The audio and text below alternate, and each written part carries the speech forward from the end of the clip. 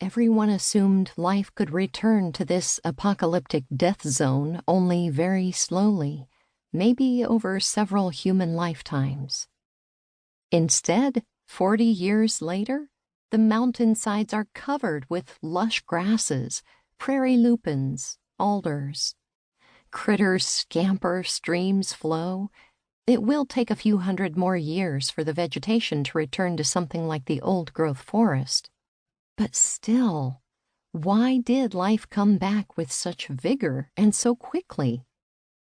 As Kathleen Dean Moore explains in her book, Great Tide Rising, what the scientists now know but didn't understand then is that when the mountain blasted ash and rock across the landscape, the devastation passed over some small places hidden in the lee of rocks and trees.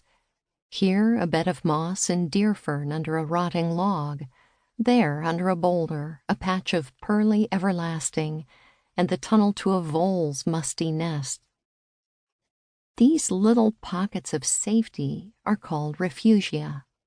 They are tiny coverts where plants and creatures hide from destruction, hidden shelters where life persists, and out of which new life emerges.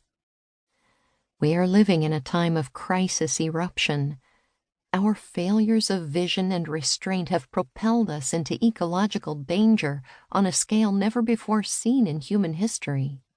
The future is uncertain. It always is. We do not know exactly what's coming, but the earth teaches that extreme disturbance can be survived and can even bring renewal, and one way this happens is through Refugia. This book asks the question, how can people of faith become people of Refugia? How can we find and create Refugia, not only in the biomes of the earth, but simultaneously in our human cultural systems and in our spirits? We will need a tough new kind of resilience and a greater capacity for cooperation. Is it possible to work together, applying all our love and creativity to this task as never before? As a person of faith, I believe in the divine mystery, a loving God who is always calling us through the wonders and suffering of this world to transform our ways, a God who draws us relentlessly toward the divine purpose of flourishing for the whole earth and all its creatures. At least, I try to believe that. In recent years, it has been difficult to keep a steady grip on this vision. The worldwide disruption we experienced during the COVID-19 pandemic made our vulnerability obvious and urgent, exacerbating our already inflamed anxiety. On any given day during those long months, I would ricochet from anxiety about the virus to anger about the president's latest insulting tweet to an aching sorrow over abusive church leaders or racist judicial systems or tar sands extraction. Whatever nightmare heaved to the surface of the day's news. In the next minute, I might rejoice in a downy woodpecker at the bird feeder. Even now that it seems we have found our way through the worst of those awful days, the churning feelings linger. We still live precariously on fault lines. They send fissures through our neighborhoods, our churches and religious organizations, our national and local politics, our families.